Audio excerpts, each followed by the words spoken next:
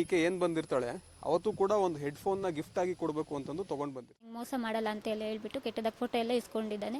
ಆಮೇಲೆ ಫೋಟೋ ಎಲ್ಲ ತಗೊಂಡು ಸ್ವಲ್ಪ ದಿವಸಕ್ಕೆ ಹೇಳ್ತಾನೆ, ನಿಮ್ಮದು ಜಾತಿ ಕೆಳ ಜಾತಿ, ನಮ್ಮ ಮನೇಲಿ ಒಪ್ಪಲ್ಲ. ಕುತ್ತಿಗೆಗೆ ಮುಷ್ಟಿ ಕಟ್ಟಿ ಹೊಡಿತಾನೆ. ಕೊಡು, ಒಂದು 6 ತಿಂಗಳು ವರ್ಷ ಟೈಮ್ ಕೊಡು, ಆ ನಂತರ ಬೇಕಿದ್ರೆ ನಾವು ಯೋಚನೆ ಮಾಡೋಣಂತೆ ಮದುವೆ ಬಗ್ಗೆ ಅಂತಂದು ಹೇಳಿದ್ದು. ಕಾಲ್ನಲ್ಲಿ ಆಕೆಯ ಕುತ್ತಿಗೆಯ ಮೇಲೆ ಕಾಲನ್ನ ಇಟ್ಟು ಫುಲ್ ಅವಳು ಪ್ರಾಣ ಹೋಗೋವರೆಗೂ ಕೂಡ ತುಳಿದು ಆಕೆನ ಕೊಲೆ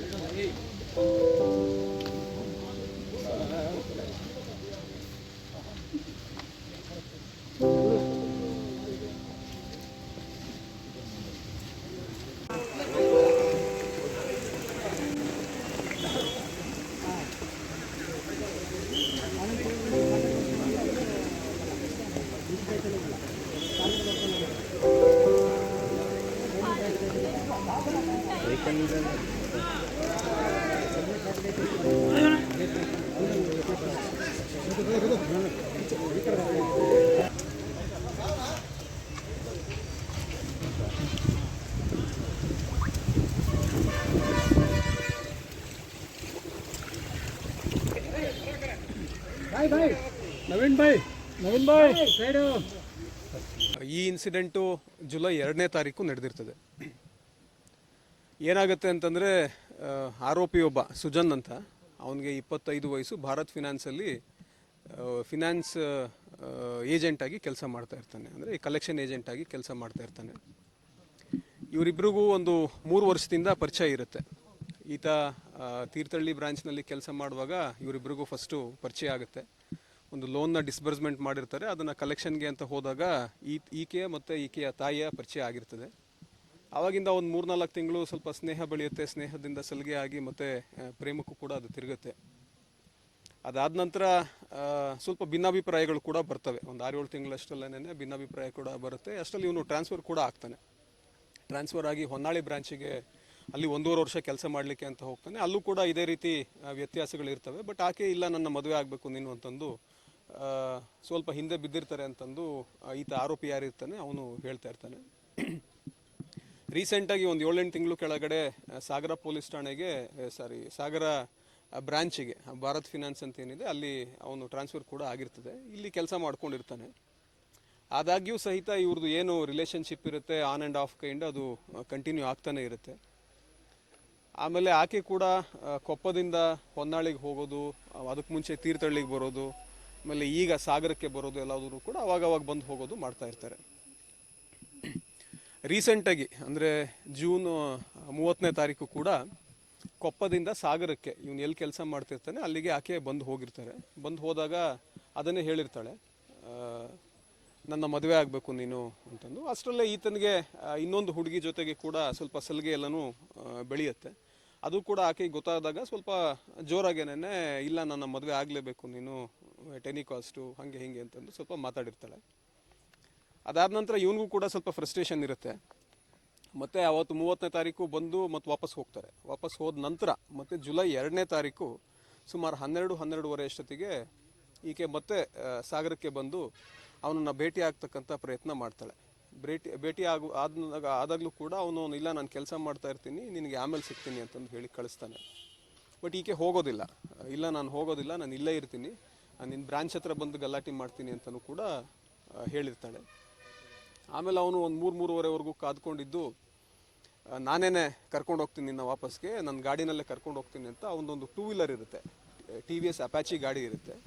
ಸೊ ಅದರಲ್ಲಿ ನಾನು ನಿನ್ನ ಕರ್ಕೊಂಡು ಹೋಗ್ತೀನಿ ಅಂತಂದು ಕರ್ಕೊಂಡು ಇಬ್ಬರು ಸಾಗರದಿಂದ ಹೊರಡ್ತಾರೆ. ಸುಮಾರು 3-3:30 ಅಂತಂದು ಆತ ಹೇಳ್ತಾನೆ. ಅದನ್ನು ವೆರಿಫಿಕೇಷನ್ ಕೂಡ ನಾವು ಮಾಡಬೇಕು. ಹೊರಟ ನಂತರ ರಿಪ್ಪನ್ಪೇಟೆ ಹತ್ರ ಇಳಿದು ನೀನು ಬಸ್ ಹತ್ಕೊಂಡು ಹೋಗು ಅಂತಂದು ಹೇಳಲಿಕ್ಕೆ ಪ್ರಯತ್ನ ಮಾಡ್ತಾನೆ. ಆಗಲೂ ಕೂಡ ಆಕೆ ಹೋಗೋದಿಲ್ಲ. ಇಲ್ಲ, ನಾನು ಸಾಗರಕ್ಕೆ ಬರ್ತೀನಿ ವಾಪಸ್ಸು ಅಂತಂದು ಹೇಳ್ತಾರೆ. ಆಮೇಲೆ ಗಾಡಿನಲ್ಲಿ ಬರ್ತಾ ಇರುವಾಗಲೂ ಕೂಡ ದಾರಿ ಉದ್ದಕ್ಕೂ ಸ್ವಲ್ಪ ಕಿತ್ತಾಡಿಕೊಂಡು ವಾಗ್ವಾದ ಮಾಡಿಕೊಂಡೇ ಬರ್ತಾರೆ. ಮತ್ತು ತೀರ್ಥಹಳ್ಳಿ ವ್ಯಾಪ್ತಿಲಿರ್ತಕ್ಕಂಥ ಹೆದ್ದಾರಿಪುರದಲ್ಲಿ ಅವನು ಒಂದ್ಸಲಿ ಇಳಿಸ್ತಾನೆ. ಇಲ್ಲ, ನೀನು ಇಲ್ಲಿಂದಾನೆ ಹತ್ಕೊಂಡು ಹೋಗ್ಬಿಡು ಬಸ್ಸನ್ನು, ಯಾವುದೇ ಕಾರಣಕ್ಕೂ ಸಾಗರಕ್ಕೆ ಬರಬೇಡ, ಸ್ವಲ್ಪ ಟೈಮ್ ಕೊಡು, ಒಂದು 6 ತಿಂಗಳು ವರ್ಷ ಟೈಮ್ ಕೊಡು, ಆ ನಂತರ ಬೇಕಿದ್ರೆ ನಾವು ಯೋಚನೆ ಮಾಡೋಣಂತೆ ಮದುವೆ ಬಗ್ಗೆ ಅಂತಂದು ಹೇಳಿರ್ತಾನೆ. ಬಟ್ ಆಕೆ ಒಪ್ಪೋದಿಲ್ಲ. ಇದೆಲ್ಲ ಫ್ಯಾಮಿಲಿನಲ್ಲೂ ಕೂಡ ಗೊತ್ತಿರುತ್ತೆ. ಅವರ ಹುಡುಗಿ ತಾಯಿ ಕೂಡ ಗೊತ್ತಿರುತ್ತೆ, ಅಲ್ಲೂ ಕೂಡ ಇವನು ಹೇಳಿರ್ತಾನೆ. ಈ ಕಡೆಗೆ ಇವ್ರ ತಾಯಿ ಇರ್ತಾರೆ, ಅವ್ರಿಗೂ ಕೂಡ ಗೊತ್ತಿರುತ್ತೆ. ನಂದು ಸ್ವಲ್ಪ ಕಮಿಟ್ಮೆಂಟ್ಸ್ ಇದೆ, ಒಂದೆರಡು ವರ್ಷ ನಾನು ಅದನ್ನು ಕ್ಲಿಯರ್ ಮಾಡ್ಕೊಳ್ಬೇಕು ಅಂತಂದು ಈತನ ಅಕ್ಕ ಮತ್ತು ಈತನ ತಾಯಿ ಇಬ್ರಿಗೂ ಕೂಡ ಈ ವಿಚಾರ ಗೊತ್ತಿರುತ್ತೆ. ಆನಂತರ ಅಲ್ಲಿ ಹೆದ್ದಾರಿಪುರದಲ್ಲಿ ಇಳ್ಕೊಂಡು ನೀವು ಬಸ್ ಹತ್ಕೊಂಡು ಹೋಗುವಂತ ಇನ್ಸಿಸ್ಟ್ ಮಾಡಿದಾಗ ಆಕೆ ಅಲ್ಲಿ ಹೋಗೋದಿಲ್ಲ. ಸೊ ಈ ಕಡೆಗೇನೆ, ಅಂದರೆ ನಮ್ಮ ಸಾಗರ ರೋಡ್ ಏನಿದೆ ಅಲ್ಲಿಗೇನೆ ಒಂದು 1.25 ಕಿಲೋಮೀಟರ್ವರೆಗೂ ನಡ್ಕೊಂಡು ವಾಪಸ್ ಬರ್ತಾಳೆ. ವಾಪಸ್ ಬಂದಾಗ ಇವನು ಫಾಲೋ ಅಪ್ ಮಾಡ್ಕೊಂಡು ಬರ್ತಾನೆ, ಮತ್ತು ಅಲ್ಲಿ ಹೀಟೆಡ್ ಆರ್ಗ್ಯುಮೆಂಟ್ ಆಗುತ್ತೆ.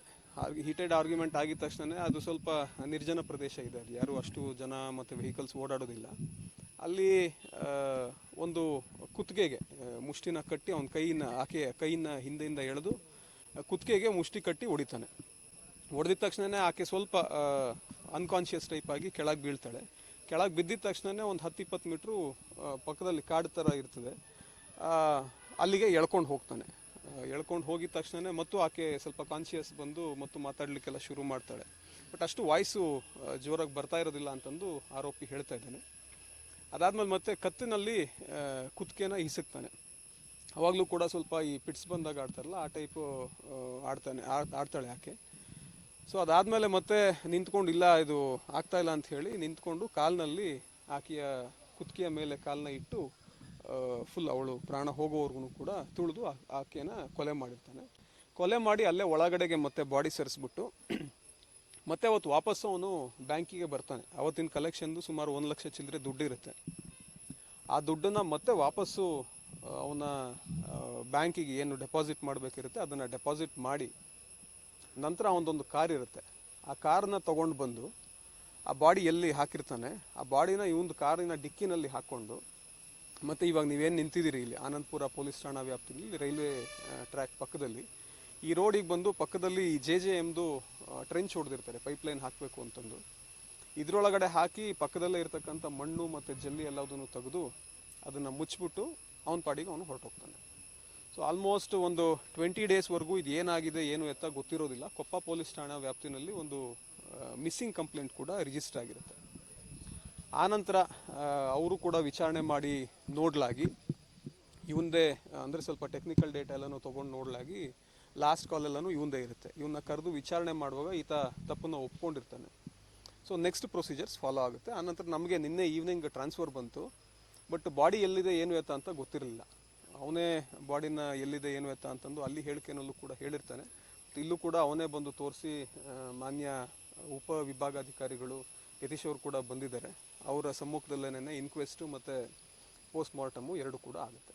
ಸರ್ ಅವನು ಅದಾದ್ಮೇಲೂ ಬಂದು ಹೋಗಿದ್ದಾನೆ ಸರ್ ಇಲ್ಲಿ ಮತ್ತೆ ಅದನ್ನು ಪರಿಶೀಲನೆ ಮಾಡ್ತೀವಿ. ಅವನು ಯಾವುದೂ ಹೇಳಿರೋದಿಲ್ಲ ಇನಿಷಿಯಲಿ. 20 ದಿನ ನನಗೂ ಅದಕ್ಕೂ ಸಂಬಂಧ ಇಲ್ಲ ಅನ್ನೋ ರೀತಿಯಲ್ಲಿ ಅವನು ತಪ್ಪಿಸ್ಕೊಂಡಿರ್ತಾನೆ. ಆದಮೇಲೆ ಯಾವಾಗ ಅಲ್ಲಿ ಹೆಣ್ಮಗಳು ಫ್ಯಾಮಿಲಿ ಮೆಂಬರ್ಸ್ ಎಲ್ಲನೂ ಸ್ವಲ್ಪ ಇನ್ಸಿಸ್ಟ್ ಮಾಡ್ತಾರೆ, ಅಲ್ಲಿ ಪೊಲೀಸವರು ಒಳ್ಳೆ ಕೆಲಸ ಮಾಡಿದ್ದಾರೆ. ಇಮಿಡಿಯೇಟ್ಲಿ ಹೋಗಿ ಇವನ್ನ ಕರ್ಕೊಂಡು ಬಂದು ಈತನ ಇಂಟ್ರಾಗೇಟ್ ಮಾಡಿದಾಗ ಇವನು ಒಪ್ಕೊಳ್ತಾನೆ. ಆ ನಂತರ ಅದು ಮರ್ಡರ್ ಕೇಸಾಗಿ ಕನ್ವರ್ಟ್ ಆಗುತ್ತೆ. ಹಣಕಾಸಿನ ವ್ಯವಹಾರ ಈಗ 3 ವರ್ಷದಿಂದ ಇವರಿಬ್ಬರ ಮಧ್ಯೆ ಸ್ನೇಹ ಸಲಿಗೆ ಇದ್ದಿದ್ದರಿಂದ ಹಣಕಾಸಿನ ವ್ಯವಹಾರನೂ ಕೂಡ ಇರುತ್ತೆ. ಅವಾಗ ಇದು 5,000 ಕೊಡೋದು, 10,000 ಕೊಡೋದು, ವಾಪಸ್ ಇಸ್ಕೊಳ್ಳೋದು. ಅವತ್ತಿನ ದಿನ ಈಕೆ ಏನು ಬಂದಿರ್ತಾಳೆ ಅವತ್ತು ಕೂಡ ಒಂದು ಹೆಡ್ಫೋನ್ನ ಗಿಫ್ಟಾಗಿ ಕೊಡಬೇಕು ಅಂತಂದು ತೊಗೊಂಡು ಬಂದಿರ್ತಾಳೆ ಇಲ್ಲಿಗೆ ಸಾಗರಕ್ಕೆ, ಅಂದರೆ ಜುಲೈ 2ನೇ ತಾರೀಕು.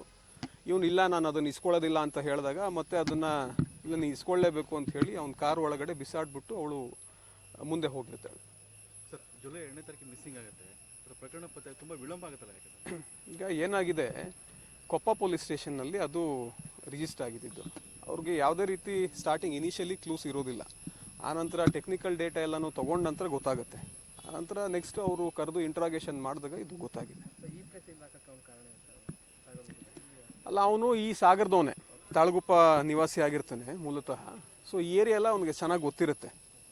ಆಮೇಲೆ ಇಲ್ಲೇನೆ ಹೆದ್ದಾರಿಪುರದ ಹತ್ರ ಕೊಲೆ ಮಾಡಿ ಆಬ್ವಿಯಸ್ಲಿ ಈ ಕಡೆನೇ ಎಲ್ಲರೂ ಕಾಡಿನಲ್ಲಿ ಊತಾಕೋಣ ಅಂತಂದು ತೊಗೊಂಡು ಬರ್ತಾ ಇರ್ತಾನೆ. ಇಲ್ಲಿಗೆ ಬಂದಾಗ ಸಂಜೆ ಆಗಿರ್ತದೆ. ಸೊ ಇದು ಒಂದು ಅವಕಾಶ ನೋಡಿಕೊಂಡು ಇಲ್ಲೇನೆ ಇಟ್ಬಿಟ್ಟು ಅದನ್ನು ಮಣ್ಣು ಹಾಕಿ ಮುಚ್ಚಿಬಿಟ್ಟು ಹೋಗಿರ್ತಾನೆ. ಕ್ರಿಮಿನಲ್ ಹಿಸ್ಟ್ರಿ ಆಸ್ ಆಫ್ ನಾವು ಏನು ಕಂಡು ಬಂದಿಲ್ಲ, ಬಟ್ ವೆರಿಫೈ ಮಾಡ್ತಾ ಇದೀವಿ, ರೆಕಾರ್ಡ್ಸ್ನ ವೆರಿಫೈ ಮಾಡಿ. ಅದು ಕೊಪ್ಪದವ್ರು ಕೇಳಬೇಕು. ಯಾರಿಗೆ? ಇಲ್ಲ, ಮದುವೆ ಆಗಿಲ್ಲ ಅಂತಂದು ಹೇಳ್ತಾ ಇದ್ದಾರೆ. ಈತ ಆರೋಪಿ ಕೂಡ ಇಲ್ಲ ಮದುವೆ ಆಗಿಲ್ಲ, ಮದುವೆ ಆಗಬೇಕು ಅಂತಲೇ ಮೇಯ್ನ್ ಇನ್ಸಿಸ್ಟ್ ಮಾಡ್ತಾ ಇದ್ದಿದ್ದು ಅಂತ ಹೇಳ್ತಾರೆ. ಅದನ್ನು ವೆರಿಫೈ ಮಾಡಿ ನೋಡ್ತೀವಿ ಮತ್ತೊಮ್ಮೆ.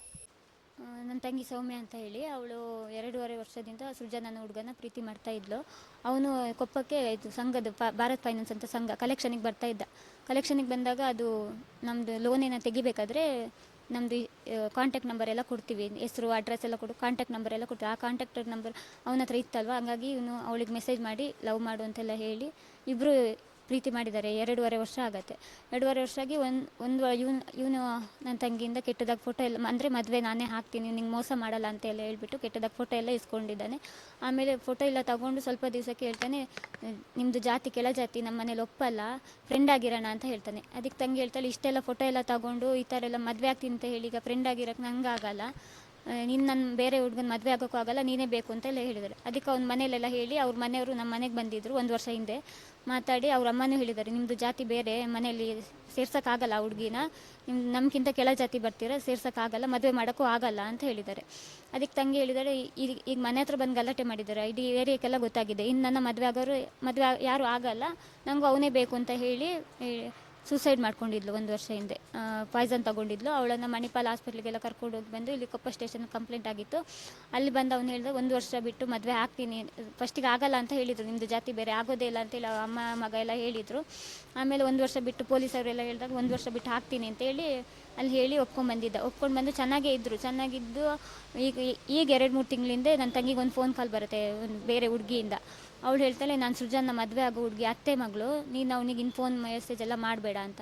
ತಂಗಿ ಹೇಳ್ತಾಳೆ, ಪೊಲೀಸ್ ಸ್ಟೇಷನಲ್ಲಿ ಒಪ್ಕೊಂಡ್ಬಂದಿದ್ದಾನೆ, 1 ವರ್ಷ ಬಿಟ್ಟು ಮದುವೆ ಆಗ್ತೀನಿ ಅಂತೇಳಿ ಒಪ್ಪಿದ್ದಾನೆ, ಮತ್ತು ಈಗ ನನಗೂ ಮೆಸೇಜ್ ಕಾಲೆಲ್ಲ ಮಾಡ್ತಾಯಿದ್ದಾನೆ, ನನ್ನ ಮದುವೆ ಆಗೋದು ಅಂತೆಲ್ಲ ಹೇಳಿದ್ದಾನೆ ಅಂತ ಹೇಳ್ತಾನೆ. ಆ ಹುಡುಗಿ ಹೇಳ್ತಾಳೆ, ಇಲ್ಲ ನನ್ನನ್ನೇ ಆಗೋದು ಅಂತೇಳಿ ಅವ್ರ ಅಮ್ಮನೂ ಹೇಳ್ತಾಳೆ, ನಿನ್ನ ಮದುವೆ ಮಾಡೋಕ್ಕಾಗಲ್ಲ, ಬೇರೆ ಹುಡುಗಿನ ಮಾಡೋದು ಅಂತೆಲ್ಲ ಹೇಳ್ತಾರೆ. ಅದಕ್ಕೆ ತಂಗಿ ಎದ್ರುಕೊಂಡು ಇಲ್ಲಿ ಬರ್ತಾಳೆ, ನಮ್ಮನ್ನೆಲ್ಲ ಕರ್ಕೊಂಡು ಬಂದು ಅವ್ರ ಮನೇಲಿ ಮಾತಾಡ್ತೀವಿ ನಾವು, ಈ ಥರ ಎಲ್ಲ ಆಗಿದೆ, ಮತ್ತು ಬೇರೆ ಹುಡುಗಿನ ಅಂತ ಹೇಳ್ತಿದ್ದೀರಿ ಅಂತ. ಅದಕ್ಕೆ ನೆಕ್ಸ್ಟ್ ದಿವಸ ಅಲ್ಲಿ ಕೊಪ್ಪ ಸ್ಟೇಷನಲ್ಲಿ ಹೇಳಿದಾಗ ಅವ್ನು ಸೃಜನ್ ಹೇಳ್ತಾನೆ, ನಾನು ಸುಮ್ಮನೆ ತಮಾಷೆಗೆ ಫೋನ್ ಕಾಲ್ ಮಾಡಿಸಿದ್ದು, ಇವಳಿಗೆ ಎದುರಿಸೋಣ ಅಂತ ಸುಮ್ಮನೆ ತಮಾಷೆ ಮಾಡಿದ್ದು ಅಂತ ಹೇಳ್ತಾನೆ. ಆಮೇಲೆ ಅಲ್ಲಿ ಸ್ಟೇಷನಲ್ಲಿ ಹೇಳ್ತಾನೆ, 6 ತಿಂಗಳು ರಿಜಿಸ್ಟ್ರ್ ಅಗ್ರಿಮೆಂಟ್ ಮಾಡ್ಕೊಂಡಿರ್ತೀವಿ, ಆಮೇಲೆ ಮದುವೆ ಆಗ್ತೀವಿ ಅಂತೇಳಿ ಅಗ್ರಿಮೆಂಟಿಗೆ ಅವ್ರ ಅಮ್ಮನೂ ಸೈನ್ ಹಾಕಿದ್ದಾರೆ, ಅವನು ಸೈನ್ ಹಾಕಿದ್ದಾನೆ. ಸೈನ್ ಹಾಕಿ ಹಿಂಗೆ ಮಾತಾಡ್ಕೊಂಡಿದ್ರು. ಇವನು ಅವಳ ಕೈಯಿಂದ ದುಡ್ಡೆಲ್ಲ ಇಸ್ಕೊಂಡಿದ್ದಾನೆ ನನ್ನ ತಂಗಿ ಕೈಯಿಂದ. ಅವಳು ಸಾಲ ಲೋನ್ ಎಲ್ಲ ತೆಗೆದು ಇವನಿಗೆ ಕೊಟ್ಟಿರೋದು. ಆಮೇಲೆ ಈಗ ಬರ್ತಾಯಿದ್ಲು ಮಾತಾಡೋಕ್ಕೆ, ಇಲ್ಲಿ ಕೊಪ್ಪದಿಂದ ಇಲ್ಲಿಗೆ ಬರ್ತಾಯಿದ್ಲು, ಯಾವಾಗಲೂ ಬಂದು ಮನೆಗೆ ಬರ್ತಾಯಿದ್ಲು. ಒಂದೊಂದು ಸರ್ತಿ ಬಂದಾಗ 8:30-9 ಲಾಸ್ಟ್ ಬಸ್ ಇರೋದು ಅಂತೇಳಿ ಎಲ್ಲ ಬರ್ತಾಯಿದ್ಲು. ಒಂದೊಂದು ಸರ್ತಿ ಇವನೇ ತಂದು ಬಿಟ್ಟಿರೋದು ಇದೆ ಮನೆಗೆ. 2ನೇ ತಾರೀಕು ಜುಲೈ 2ನೇ ತಾರೀಕು ಬರ್ತಾಳೆ, ಅಂದರೆ ನರ್ಸಿಂಗ್ ಕಲಿತಾ ಇದ್ದಾಳೆ, ಅಲ್ಲಿಗೆ ಹೋಗ್ತೀನಿ ಅಂತ ಹೇಳಿ ಇಲ್ಲಿಗೆ ಬಂದಿದ್ದಾಳೆ. ಬಂದಿರೋ ವಿಷಯ ನಮಗೆ ಗೊತ್ತಿಲ್ಲ. ಆಮೇಲೆ ಇನ್ನು 3:15ಗೆ ಅಮ್ಮನಿಗೆ ಫೋನ್ ಮಾಡ್ತಾಳೆ. ಫೋನ್ ಮಾಡಿ, ಅಮ್ಮ ಶಿಬಿರ ಇದೆ, ಡಾಕ್ಟರ್ಸ್ ಡೇ ಇದೆಯಲ್ಲ, ಶೃಂಗೇರಿಯಲ್ಲಿ ಶಿಬಿರ ಇದೆ, ಬರೋದು ಲೇಟ್ ಆಗುತ್ತೆ ಅಂತ ಹೇಳ್ತಾಳೆ. 5 ಗಂಟೆ ಬರ್ದಿರೋದು ನೋಡಿ ಅಮ್ಮ ಫೋನ್ ಮಾಡ್ತಾರೆ, ರಿಂಗ್ ಆಗುತ್ತೆ, ಕಾಲ್ ರಿಸೀವ್ ಮಾಡಲ್ಲ. ಆಮೇಲೆ ನಾನು ಕೆಲಸ ಬಿಟ್ಟು ಹೋದಾಗ ನನಗೆ ಹೇಳ್ತಾರೆ, ಅವಳು ಇನ್ನೂ ಬಂದಿಲ್ಲ ಅಂತ. ನಾನು ಫೋನ್ ಮಾಡ್ತೀನಿ, ಸ್ವಿಚ್ ಆಫ್ ಇತ್ತು. ಅಲ್ಲಿಗೆ ಹೋಗಿದ್ದರೆ 8:30-9 ಬರ್ತಾಳೆ ಅಂತೇಳಿ 9 ತನಕ ವೆಯ್ಟ್ ಮಾಡಿದೆ. 9 ಆದಮೇಲೆ 9:45 ಇವನಿಗೆ ಫೋನ್ ಮಾಡಿದೆ, ನನ್ನ ತಂಗಿ ಬಂದಿಲ್ಲ ಅಂತ. ಹೌದಕ್ಕ ಬಂದಿದ್ಲು, 3:15 ಬಸ್ಸಿಗೆ ನಾನು ಕಳಿಸಿದ್ದೀನಿ ಅಂತ ಹೇಳ್ತಾನೆ. ಏನಾದ್ರು ಜಗಳ ಆಡ್ಕೊಂಡ್ರ ಅಂತ ಕೇಳ್ತೀನಿ. ಅದಕ್ಕೆ ಜಗಳ ಏನೂ ಆಗಿಲ್ಲ, ಬೇರೆ ಹುಡುಗಿರ ಹತ್ರ ಮಾತಾಡ್ತೀಯ ಅಂತೇಳಿ ಹಿಂಗೆ ಹೇಳಿ, ಆಮೇಲೆ ಬ್ಲೂಟೂತ್ ಕೊಡಿಸ್ದೆ, ತೊಗೊಂಡು ಬಂದಿದ್ದಾಳೆ ಬಸ್ಸಿಗೆ, ಬಸ್ ಸ್ಟ್ಯಾಂಡಿಗೆ ನಾನು ಬಿಟ್ಟಿದ್ದೀನಿ ಅಂತ ಹೇಳ್ದೆ. ಸರಿ ಅಂತ ಹೇಳಿ ನಾವು ಒಂದೊಂದು ಸತಿ ಏನೋ ಜಗಳ ಆಡಿ ಸಿಟ್ಟಿದ್ರೆ ಫ್ರೆಂಡ್ ಮನೇಲಿ ಕೂತಿರ್ಬೋದು ಅಂತ ಹೇಳಿ ವೆಯ್ಟ್ ಮಾಡಿದ್ವಿ ಅವತ್ತು. ಮಧ್ಯಾಹ್ನ ನೆಕ್ಸ್ಟ್ ದಿವಸ 3ನೇ ತಾರೀಕು ಮಧ್ಯಾಹ್ನ ತನಕ ವೆಯ್ಟ್ ಮಾಡಿ ಆಮೇಲೆ ಕಂಪ್ಲೇಂಟ್ ಕೊಟ್ವಿ ಕೊಪ್ಪ ಸ್ಟೇಷನಲ್ಲಿ ಮಿಸ್ಸಿಂಗ್ ಆಗಿದೆ ಅಂತ. ಅವರು ಕಂಪ್ಲೇಂಟ್ ತಗೊಂಡು ಇವನಿಗೆ ಫೋನ್ ಮಾಡ್ತಾರೆ ಸ್ಟೇಷನಿಂದ. ಅವನು ಹೇಳ್ತಾನೆ, 3:15 ಬಂದಿದ್ಲು 3:15 ಕಳಿಸಿದ್ದೀನಿ ನಾನು ಅಂತ ಹಂಗೆ ಹೇಳ್ತಾನೆ. ಆಮೇಲೆ ನಾನು ಅಲ್ಲಿ ಹೇಳಿದೆ, ನಂಗೆ ಮೊದಲೆಲ್ಲ ಇಲ್ಲಿ ಬಂದಾಗ ಜಗಳ ಆದಾಗ ನನಗೆ ಫೋನ್ ಮಾಡ್ತಾಯಿದ್ದ, ಅಕ್ಕ ಈ ಥರ ಬಂದಿದ್ದಾಳೆ, ಬಂದು ಕರ್ಕೊಂಡೋಗಿ, ಇಲ್ಲ ನಾನು ಕೊಂದು ಬಿಡ್ತೀನಿ ಅಂತೆಲ್ಲ ಹೇಳ್ತಾ ಇದ್ದ. ನಾನೇನೋ ಸಮಾಧಾನ ಮಾಡಿ ಕಳಿಸು ಅಂತೆಲ್ಲ ರಿಕ್ವೆಸ್ಟ್ ಮಾಡ್ಕೊತಿದ್ದೆ ಅವ್ನ ಕೈಲಿ. ಅದೇ ರೀತಿಯಲ್ಲಿ ಹೇಳಿದೆ, ಈ ಥರ ಎಲ್ಲ ಹೇಳ್ತಿದ್ದ ಅಂತ. ಅವ್ನ ಮೇಲೆ ಡೌಟ್ ಇದೆ ಅಂತಲೂ ಹೇಳಿದೆ, ಅಂದರೆ ಮೊಬೈಲು ಸ್ವಿಚ್ ಆಫ್ ಇದೆಯಲ್ಲ, ಡೌಟ್ ಇದೆ ಅಂತ ಹೇಳಿದೆ. ಅವ್ರು 2-3 ದಿವಸ ಬಿಟ್ಟು 6ನೇ ತಾರೀಕು ಇಲ್ಲಿಗೆ ಬರ್ತಾರೆ, ಪೊಲೀಸ್ ನಮ್ಮನ್ನು ಕರ್ಕೊಂಡ್ಬರ್ತಾರೆ, ಅವನನ್ನು ಕರೆದು ಕೇಳ್ತಾರೆ. ಅಲ್ಲೂ ಹಂಗೆ ಹೇಳ್ತಾರೆ, 3:15 ಬಸ್ಸಿಗೆ ಕಳಿಸಿದ್ದೀನಿ ನಾನು, ಮತ್ತೇನಾಗಿದೆ ನನಗೆ ಗೊತ್ತಿಲ್ಲ, ಮಾತಾಡಿ ಕಳಿಸಿದ್ದೀನಿ, ಜಗಳ ಏನೂ ಆಗಿಲ್ಲ, ಬ್ಲೂಟೂತ್ ಕೇಳಿದ್ದಾಳೆ ಕೊಟ್ಟಿದ್ದೀನಿ, ಮತ್ತು ನಿನಗೇನು ಮಾಡಬೇಕು ಅಂತ ನನಗೆ ಗೊತ್ತು ಅಂತ ಹೇಳಿ ಬಸ್ಸಿಗೆ ಬಂದಿದ್ದಾಳೆ ಅಂತ ಹೇಳ್ತಾನೆ. ಎಷ್ಟು ಅವರು